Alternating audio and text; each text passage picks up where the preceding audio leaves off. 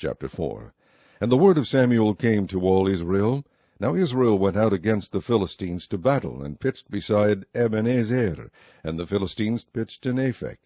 And the Philistines put themselves in array against Israel. And when they joined battle, Israel was smitten before the Philistines, and they slew of the army in the field about 4,000 men. And when the people were come into the camp, the elders of Israel said, Wherefore hath the Lord smitten us today before the Philistines?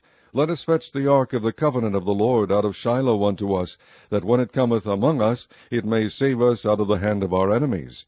So the people sent to Shiloh, that they might bring from thence the ark of the covenant of the Lord of hosts, which dwelleth between the cherubims, and the two sons of Eli, Hophni and Phinehas, were there with the ark of the covenant of God.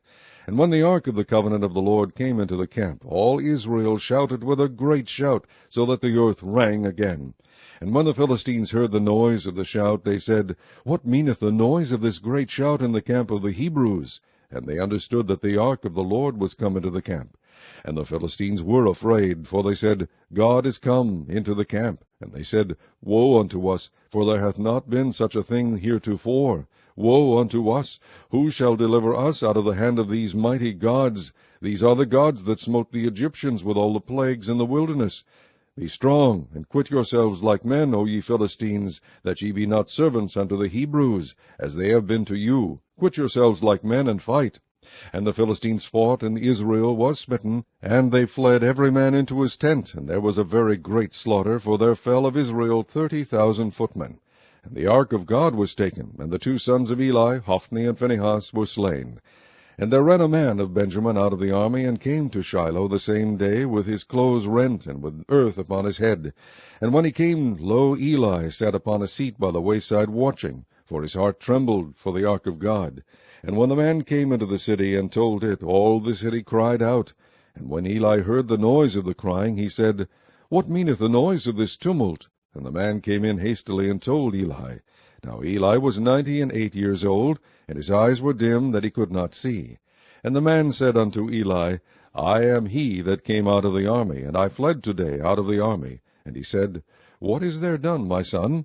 And the messenger answered and said, Israel is fled before the Philistines, and there hath been also a great slaughter among the people, and thy two sons also, Hophni and Phinehas, are dead, and the ark of God is taken. And it came to pass, when he made mention of the ark of God, that he fell from off the seat backward by the side of the gate, and his neck brake, and he died, for he was an old man and heavy, and he had judged Israel 40 years.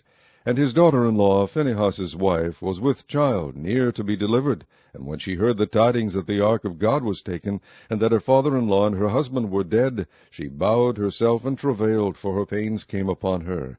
And about the time of her death, the women that stood by her said unto her, Fear not, for thou hast borne a son. But she answered not, neither did she regard it. And she named the child Ichabod, saying, The glory is departed from Israel, because the ark of God was taken, and because of her father-in-law and her husband.